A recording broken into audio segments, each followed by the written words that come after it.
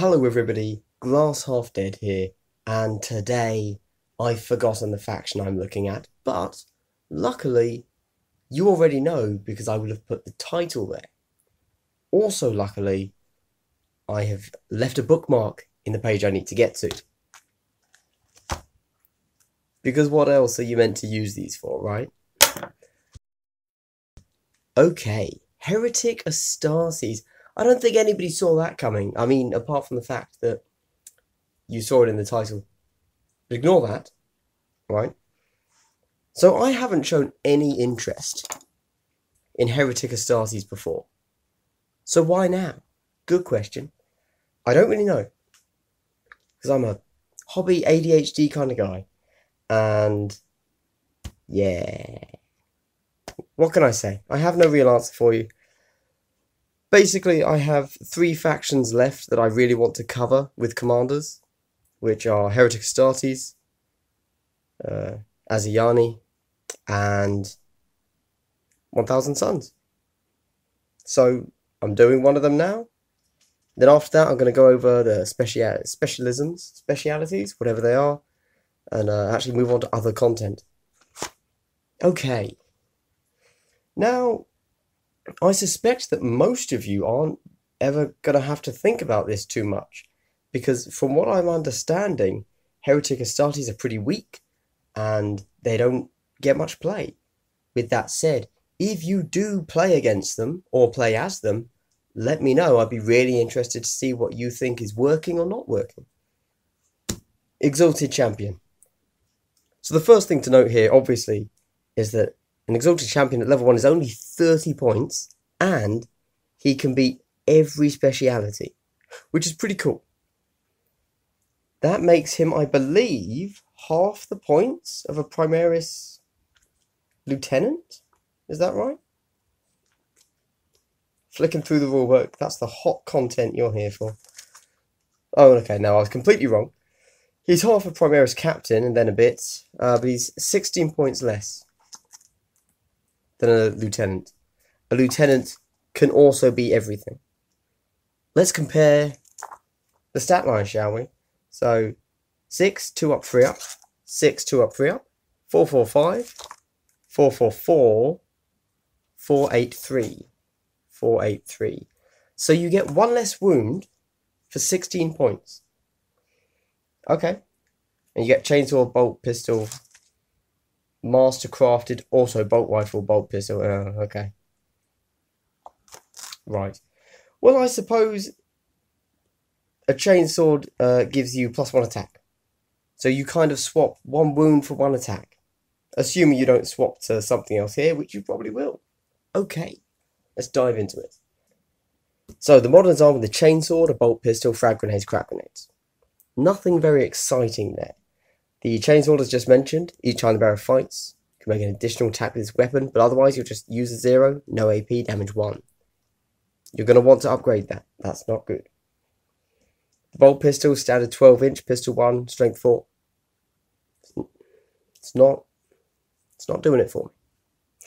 However, what can you do with that? So this model may take a bolt gun. And bolt gun 0 points. You could just take that. You don't have to swap the pistol out or anything.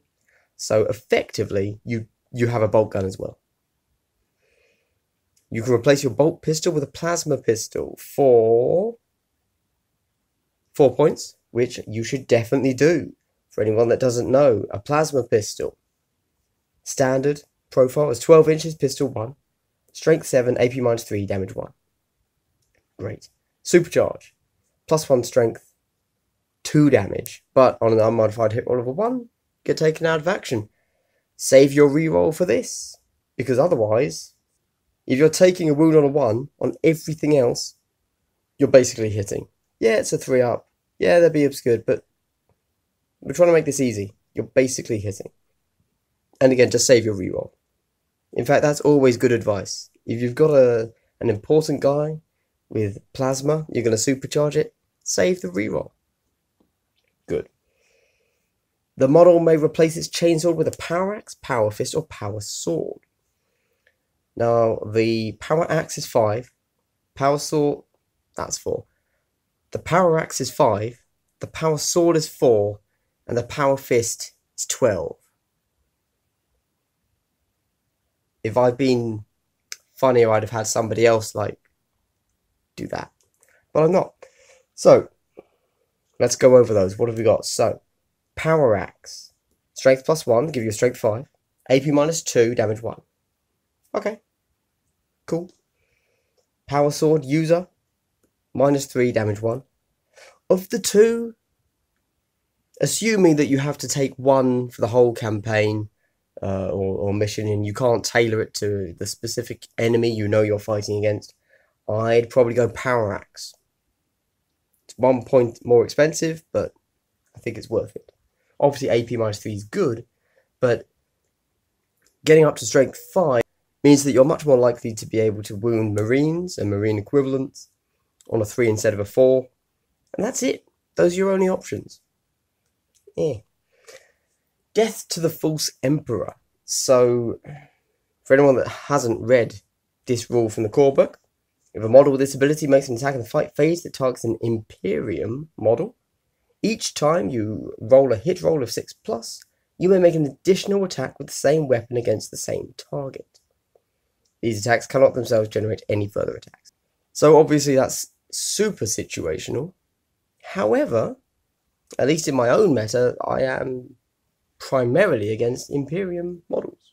So actually, that would get quite a bit of use. For the Dark Gods, you can reroll failed hit rolls for this model if the target is an enemy commander. It's good, I guess. So that's in both the fighting and the shooting phase. So yeah, cool. Mark of Chaos. I'm not going to read it. This interacts only with some rules in the core book, but otherwise it has very little effect. And then Transhuman Physiology. Ignore the penalty to this model's hit rolls from 1 flesh wound it has suffered. Nice. He could be any speciality. And this bad boy right here, Aspire to Glory. So it's an aura tactic. Use at the start of the shooting phase, end of the battle round. As long as this model is not shaken, you can reroll wound rolls of 1 for friendly models within 6 inches of this model. Rerolling wounds, that is the same tactic as the Primaris Lieutenant. The Exalted Champion and the Primaris Lieutenant seem to be going toe-to-toe as these things go. Yeah, 1 command point, 1 command point. This guy is cheaper, but it's all about context. And you've got to think, what troops are you able to buff with this compared to what troops is he able to buff? And also the fact that if you like this guy, you could just do a straight upgrade to take a better model. You can't do that with Chaos. You only get the Exalted Champion, which, bit of a shame. Certainly one criticism I've seen of Heretic Astartes is that they are not bad, but uninspired. Like, there's so much you can do with Chaos, and it seems like the design team just didn't. However, one thing you will do with him, let's find it. I did that live, I didn't edit that. That was really very lucky. Is Beseech the Gods. So it's 2 command points. For those of you that haven't seen this before, use this tactic at the start of the first battle round. Pick a model from your kill team and roll a d6. On a 1, that model is found unworthy and suffers d3 mortal wounds. On a 2+, add 1 to hit and wound rolls for the model until the end of the battle. You've got to do it, haven't you? I mean, +1 to hit and wound, that is very nice. And again, hit is both fighting and shoot phase. If you didn't want to use it on your Exalted Champion, you could do it on your Aspiring Champion. Either way, either the Aspiring Champion is your leader, or your Exalted Champion is getting that, aren't they? Let's be honest. Yes, it's high risk, but you're Chaos. Playing Chaos is high risk. You know, they might convert you to Slanesh. Oh, God, I wish. Anyway, over to the Sorcerer. Oh, sorry, let's go over his actual points costs. Level 1 is 30, level 2 is 35, level 3 is 50, level 4 is 70. That seems like a bit of a large leap between 2 and 3. It's 5, so it seems like the sweet spot is level 2 for him, which is a bit strange. I don't really know why. I mean, if we just look at that progression, and then we look at this progression, this is linear, and that suddenly jumps. Interesting. Interesting. But of course, you are going to give him Plasma Pistol, Power Axe, so he will be more expensive than that. But not by much. Over to the Sorcerer. This model's armed with a Force Sword, the stat line. Right. Weapon skill, Ballistic skill 3, Strength 4, Toughness 4, Wound 4, Attacks 3, Leadership 9, Save 3 up. Oh, it should also be noted, Exalted Champion, no invulnerable save. Don't forget that. That is important. So, nothing there to really jump out at. He just gets 1 less attack than the Exalted Champion, but gets 1 more leadership. Oh, and obviously 1 less weapon skill, which makes sense because he's a sorcerer. So you could replace your Force Sword with a Force Stave. What is a Force Stave? Right there. So Strength +2, AP -1, damage D3, instead of the Force Sword, which is Strength user, AP -3, damage D3. Now, obviously, these Force weapons are giving you damage D3, which is very nice. Would you go Force Stave over Force Sword? Does it cost money? Points? Whatever? No? That's a tough one. That is a tough one. I guess it depends the kind of list you're running, who you think you're going to be up against. In general, though, I'd probably... This might be incorrect, but I'd probably stick with the Force Sword. That's on the assumption that, again, we're going up against mainly Marines, and that AP -3 is really good. So you will be lowering their ability to make an armor save by 3, whereas if you went with the Force Stave, giving you +2 strength, you'd only be increasing your chance to wound by 1. Basic maths. Quick maths. So you can attempt to manifest 2 psychic powers and deny 1 psychic power in each phase. Obviously, you know Cybolt. And you can take 2 powers from here. So first up we have Death Hex. Death Hex has a warp charge value of 7. If manifested, select an enemy model within 12 inches of the Psyker and visible to him. Until the start of the next psychic phase, that model cannot take invulnerable saves. That's pretty cool. I like that.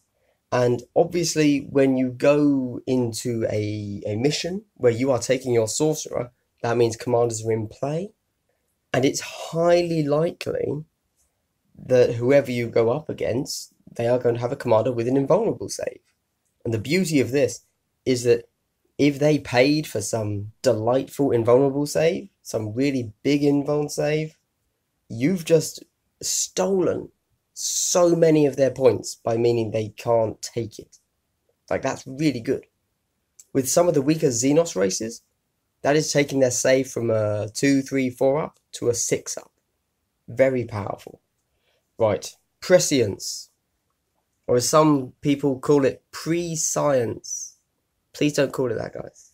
I'm trying to be professional here. Prescience has a warp charge value of 6. If manifested, select a friendly model within 8 inches of the Psyker. You can add 1 to hit rolls made for that model until the start of the next psychic phase. So that will give you pluses to your shooting and fighting. Add 1 to hit rolls. Yeah, I like it. Perfect for if you've taken either your Exalted Champion or your Aspiring Champion with Power Fist. And it's only a warp charge value of 6. So you probably get it off. Cool. Diabolic Strength. Diabolic Strength has a warp charge value of 6. If manifested, select a friendly model within 8 inches of the Psyker. Till the start of the next psychic phase, add 2 to that model's strength characteristic and 1 to its attacks characteristic. Now, if you know you're going to be taking your Sorcerer, and you know you have that as an option, +2 to your strength and +1 to attack, if we go back to kill teams, it might change how you want to load out your Aspiring Champion. My view here, without commanders, is that you want the Power Fist. You want to be at strength 8, because it's ×2, AP -3, damage D3, -1. However, if you are able to give yourself Diabolic Strength +2 to the strength and 1 to attack, I say go with the Power Sword. because you'll be strength 6, AP -3. Only damage 1. Although with that said, actually now that I think about it, adding +2 to the strength and 1 to the attack characteristic, if you give them Diabolic Strength and Prescience, obviously you're going all in on a single model there. But suddenly you've got 3 attacks, hitting on 3s at strength 10. That's very powerful for, you know, a 13-point model or whatever it was. And then here we have the points cost. Level 1, 65, level 2, 80, level 3, 95, level 4, 120. And none of his upgrades cost anything. And that's it. There you go. That is the Heretic Astartes. It's only 2. Again, it seems like GW is, for some reason, really holding off on these guys and doing all of the crazy things they could do. I don't know why. Because we get it. The Imperium and Space Marines specifically are Games Workshop's go-to models. They know they sell. That's where they put all of their effort in. But Chaos is meant to be the biggest enemy in the galaxy. Above all the Xenos races, Chaos is meant to be the big threat. Now, obviously, they are doing, you know, Nurgle, and they are doing Tzeentch, which are both Chaos, obviously. But it just seems weird. I really hope that, you know, Blackstone Fortress, and maybe even the release of the Slaanesh models kind of invigorates things a little bit. And it's such a shame, because that's a really cool looking model. It's not a model though, it's artwork. English is hard, I'm sorry. To be honest, neither of those datasheets really excited me that much. I think they're both useful and have a place, in the sense that they're quite cheap. It's going to allow you to run more Chaos Marines than your Imperium counterpart, which is good. You know, which is good. I can't complain about that. But yeah. I guess we have to wait to see if Chaos get a commander, and if so, how's that going to affect them? And also, I think, you know, maybe this is just me wanting something that will never happen, but I hope that when the Blackstone Fortress comes out, it's not going to happen, but it would be awesome if they kind of revamped the Heretic Astartes kill team. Because at the moment, they're not doing much with it. Anyway, like I said at the beginning of the video, guys, have you seen Heretic Astartes played? Have you played them yourself? I'm really interested to see what's up with them. And that's me done. I hope everyone's had a great day. I'll see you tomorrow with whatever I've decided to record next. Probably going to be Thousand Suns or Eldar. Let's find out. I don't know yet. I haven't recorded it. Okay, have a great day, everyone. See you tomorrow. Glass half dead, logging out.